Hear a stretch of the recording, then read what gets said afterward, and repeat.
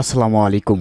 ABC আন্তর্জাতিক খবরে আপনাকে স্বাগতম। শুরুতেই সংবাদ শিরোনাম, এরপরেই বিস্তারিত। পুরো পৃথিবী জুড়ে বাজছে তৃতীয় বিশ্বযুদ্ধের দামামা। একদিকে হামাস, হুতি, হিজবুল্লাহ, ইরান, অন্যদিকে ইসরায়েল ও আমেরিকা। পুরো মধ্যপ্রাচ্য জুড়ে বাজছে যুদ্ধের দামামা। ইরান যেমন ইসরায়েলের ভূখণ্ডে হামলা করতে মরিয়া হয়ে উঠেছে, তেমনি ট্রাম্পের শাসন আমলে ইরানের ভূখণ্ডে পারমাণবিক স্থাপনায় হামলা করতেও মুখিয়ে রয়েছে ইসরায়েল। ধীরে ধীরে হামাস, হুতি, হিজবুল্লাহর যুদ্ধ এখন গড়িয়ে যাচ্ছে ইরানের দিকে।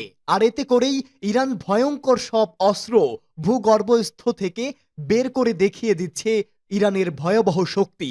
তবে ইসরায়েলের পাশে রয়েছে আমেরিকার মতো শক্তিশালী দেশ। তাহলে কি এবার যুদ্ধে ঝাঁপিয়ে পড়ছে আমেরিকা, ইরান, ইসরায়েল? আমাদের হাতে এসে পৌঁছেছে গুরুত্বপূর্ণ আন্তর্জাতিক সংবাদ। শুরুতেই জানিয়ে দিব এই সংবাদগুলোর শিরোনাম, এর পরেই থাকবে বিস্তারিত। শুরুতেই জানিয়ে দিব ইসরায়েলে হাইপারসোনিক ক্ষেপণাস্ত্র হামলা চালিয়ে কঠোর হুঁশিয়ারি হুতির, ইহুদিবাদী ইসরায়েলকে জ্বালিয়ে পুড়িয়ে মারার হুমকি। এরপরেই জানাবো ভূগর্ভস্থ ক্ষেপণাস্ত্র এবং নানা ধরনের ড্রোন উন্মোচন করে ইসরায়েল নিশ্চিহ্ন হয়ে যাবে বলে আয়াতুল্লাহ উজামা খামেনির বার্তা। জানাবো ইরানের সিনিয়র কূটনৈতিকের সঙ্গে জাতিসংঘের ইয়েমেন বিষয়ক রাষ্ট্রদূতের সাক্ষাৎ, ইয়েমেনের সর্বশেষ পরিস্থিতি নিয়ে আলোচনা। এরপরেই জানাবো সিরিয়া বিষয়ক বিশেষ প্রতিনিধি নিয়োগ দিলেন ইরানের পররাষ্ট্রমন্ত্রী আব্বাস আরাকচি। এবং সর্বশেষ জানিয়ে দিব কেন তালেবান সরকারের মন জয় করতে চায় ভারত। তাহলে কি এবার ভারত পাকিস্তানের যুদ্ধ আসন্ন? এ নিয়ে থাকবে বিস্তারিত প্রতিবেদন। এতক্ষণ শুনছিলেন সংবাদ শিরোনাম, এবারে বিস্তারিত। তবে তার আগে আপনি যদি ফিলিস্তিন সহ সকল নিপীড়িত মানুষের পক্ষের লোক হয়ে থাকেন, তাহলে ভিডিওটিতে একটি লাইক দিয়ে চ্যানেলটিতে সাবস্ক্রাইব করে কমেন্টস বক্সে ইয়েস লিখে জানিয়ে দিন আপনার মূল্যবান মতামত। আর জানিয়ে দিন কোন স্থান থেকে আমাদের সংবাদ শুনছেন বা দেখছেন। ফের ইসরায়েলে হাইপারসোনিক ক্ষেপণাস্ত্র হামলা চালিয়ে কঠোর হুঁশিয়ারি। মধ্যপ্রাচ্য জুড়ে সংঘাত চালিয়ে যাচ্ছে ইসরায়েল, ফলে দেশটির বিরুদ্ধে একজোট হয়ে লড়াই করছে লেবাননের প্রতিরোধ যোদ্ধা হিজবুল্লাহ, ফিলিস্তিনের স্বাধীনতাকামীদের সংগঠন হামাস ও ইয়েমেনের বিদ্রোহী গোষ্ঠী হুতিরা। বিভিন্ন সময়ে দেশটিতে পাল্টা হামলা চালিয়ে আসছে তারা। দেশটিতে এবার হাইপারসোনিক ক্ষেপণাস্ত্র হামলা চালিয়েছে হুতি বিদ্রোহীরা। আল জাজিরার এক প্রতিবেদনে এই তথ্য জানানো হয়। ইয়েমেনের বিদ্রোহী গোষ্ঠী হুতিরা জানিয়েছে তারা সেন্ট্রাল ইসরায়েলকে নিশানা করে ক্ষেপণাস্ত্র হামলা চালিয়েছে। গাজায় যুদ্ধ বন্ধ না হলে এই হামলা অব্যাহত রাখার হুঁশিয়ারি দিয়েছে তারা। টেলিভিশনের এক বার্তায় হুতিদের সামরিক মুখপাত্র ইয়াহিয়া সারি বলেন, প্যালেস্টাইন 2 নামের একটি হাইপারসোনিক ক্ষেপণাস্ত্র দিয়ে সোমবার হামলা চালানো হয়। হুতিরা জানিয়েছে গাজায় ইসরায়েলি বাহিনীর হামলার জবাবে এই হামলা চালানো হয়েছে। এবছরের বেশি সময় ধরে দেশটির হামলায় 46,550 এর বেশি ফিলিস্তিনি নিহত হয়েছেন। ইসরায়েলি সেনাবাহিনী জানিয়েছে ইসরায়েলের সীমানা অতিক্রম করার আগেই ইয়েমেন থেকে ছোড়া ক্ষেপণাস্ত্রটি ভূপাতিত করা হয়েছে।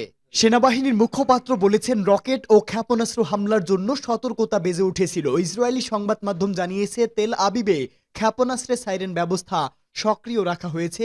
এ কারণেই হুতির হামলায় সাইরেন বেজে ওঠে। এবার ইসরায়েল নিশ্চিহ্ন হয়ে যাবে, আয়াতুল্লাহ উজামা খামেনির বার্তা। ইসরায়েল নিশ্চিহ্ন হয়ে যাবে বলে মন্তব্য করেছেন ইরানের সর্বোচ্চ নেতা আয়াতুল্লাহ উজামা খামেনি। তিনি বলেন, মধ্যপ্রাচ্য জুড়ে ইসরায়েল যে প্রতিরোধের আগুন জ্বালিয়েছে, সেই আগুনেই এবার পুড়ে মরবে ইহুদিবাদী ইসরায়েলি বাহিনী। কেননা একের পর এক দেশের সঙ্গে উত্তেজনা সৃষ্টি করছে এই ইহুদিবাদী ইসরায়েল। আয়াতুল্লাহ উজামা খামেনি বলেন, সিরিয়াকে কবজায় নিয়ে হিজবুল্লাহকে কোণঠাসা করার পরিকল্পনা করলে ইসরায়েল নিশ্চিহ্ন হয়ে যাবে।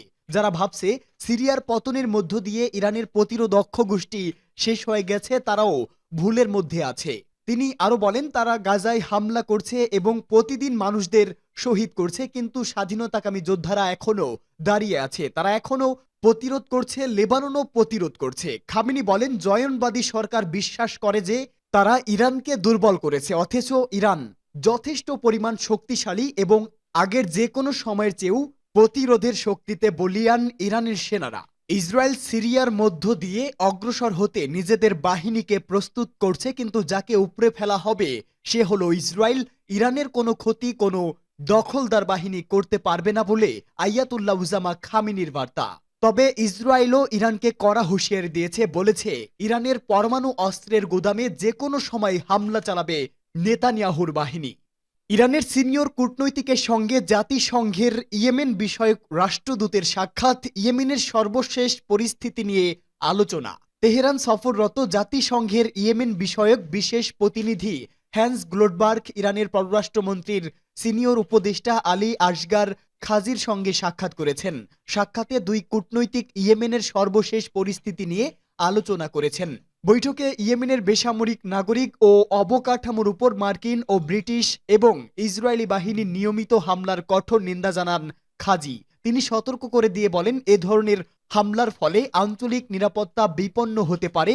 ইয়েমেন সরকার একটি শান্তি চুক্তি সই করার প্রস্তুতি ঘোষণা করার যে গঠনমূলক পদক্ষেপ নিয়েছে তাকে স্বাগত জানিয়েছে ইরানের এই সিনিয়র কূটনৈতিক। তিনি বলেন, কিন্তু মার্কিন সামরিক ও রাজনৈতিক হস্তক্ষেপের কারণে লোহিত সাগর অঞ্চলের পরিস্থিতি আরও জটিল হয়ে উঠতে পারে।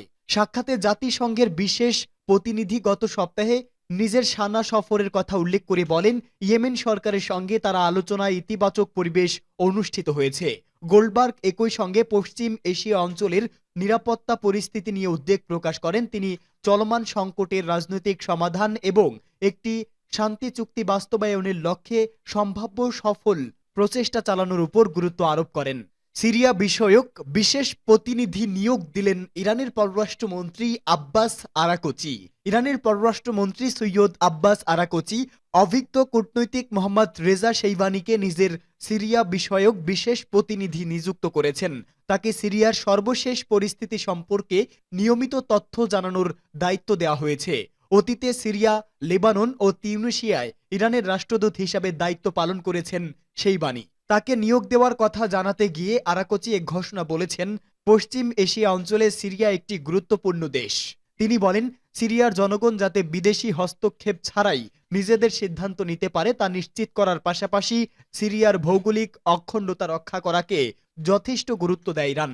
সিরিয়ার জনগণের ইচ্ছার ভিত্তিতে দেশটিতে আবির্ভূত যে কোনো শাসন ব্যবস্থার সঙ্গে ইরান সম্পর্ক স্থাপন করবে বলেও জানান আব্বাস আরাকচি। ইরানের পররাষ্ট্রমন্ত্রী বলেন, আপাতত আন্তর্জাতিক আইন ও রীতিনীতি এবং পারস্পরিক সম্মান ও স্বার্থের ভিত্তিতে সিরিয়ার নয়া শাসক গোষ্ঠীর সঙ্গে সম্পর্ক বজায় রাখবে তেহরান।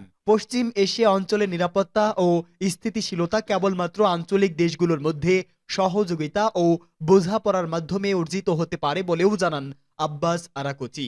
হায়াত তাহরি আসাম বা এইচটিএস এর নেতৃত্বাধীন সশস্ত্র গোষ্ঠী গত ৮ ডিসেম্বর প্রেসিডেন্ট বাশার আল আসাদ সরকারকে ক্ষমতাচ্যুত করে সিরিয়ার নিয়ন্ত্রণ গ্রহণ করে। এর মাধ্যমে দেশটির ভবিষ্যৎ নিয়ে অনিশ্চয়তা দেখা দেয়। এইচটিএস শাসকরা অবশ্য দেশটির সকল ধর্মীয় ও জাতিগত সংখ্যালঘুর অধিকারের প্রতি সম্মান জানিয়ে একটি অন্তর্ভুক্তিমূলক সরকার গঠন করার প্রতিশ্রুতি দিয়েছে। অতীতে সন্ত্রাসী নেটওয়ার্ক আল কায়েদার সঙ্গে এইচটিএস নেতাদের সম্পর্ক থাকলেও বেশ কয়েক বছর আগে তারা এই নেটওয়ার্কের সঙ্গে সম্পর্ক ছিন্ন করেছে। কেন তালেবান সরকারের মন জয় করতে চায় ভারত? সম্প্রতি সংযুক্ত আরব আমিরাতের দুবাইয়ে এক গুরুত্বপূর্ণ বৈঠক অনুষ্ঠিত হয়।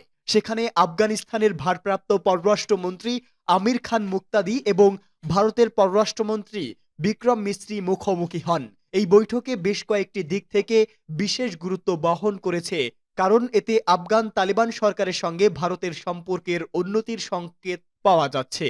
বিশ্লেষকরা মনে করছেন এটি কাবুল ও নয়াদিল্লির মধ্যে সম্পর্কের উন্নতির লক্ষ্যে প্রথম উঁচু পর্যায়ের যোগাযোগ। গত বছরের মধ্যে ভারত আফগান তালেবান সরকারের সঙ্গে ধাপে ধাপে সম্পর্ক গড়ার চেষ্টা করছে। তবে দুবাইয়ের এই বৈঠকটি এ পর্যন্ত সবচেয়ে গুরুত্বপূর্ণ এবং উচ্চ পর্যায়ের যোগাযোগ হিসাবে চিহ্নিত করা হচ্ছে। এর মধ্যে ভারত তালেবান সরকারকে কূটনৈতিকভাবে মান্যতা দিতে এবং আফগানে দীর্ঘস্থায়ী উপস্থিতি বজায় রাখার প্রতিশ্রুতি প্রদান করেন। ভারত ২০০১ সাল থেকে আফগানিস্তানে বিভিন্ন উন্নয়নমূলক কাজের জন্য প্রায় $৩ বিলিয়ন বিনিয়োগ করেছে, যার মধ্যে নির্মাণ এবং সহায়তা খাতে উল্লেখযোগ্য পরিমাণ অর্থ ব্যয় করা হয়েছে। বৈঠক শেষে ভারতের পররাষ্ট্র মন্ত্রণালয় যে বিবৃতি দিয়েছে তাতে উল্লেখ করা হয়েছে, আঞ্চলিক উন্নয়ন, বাণিজ্য ও মানবিক সহযোগিতা নিয়ে আলোচনা এবং আফগানিস্তানের স্বাস্থ্য ও শরণার্থী খাতে সহায়তার বিষয়ে মতৈক্য হয়েছে। এদিকে এই বৈঠকটি এমন সময় অনুষ্ঠিত হলো যখন আফগানিস্তানে পাকিস্তানের সাম্প্রতিক বিমান হামলা নিয়ে ভারতের নিন্দা ছিল। গত মাসে পাকিস্তানি বিমান হামলায় অন্তত ৪৬ জন নিহত হওয়ার পরেই ভারত তালেবান বৈঠকটি অনুষ্ঠিত হলো।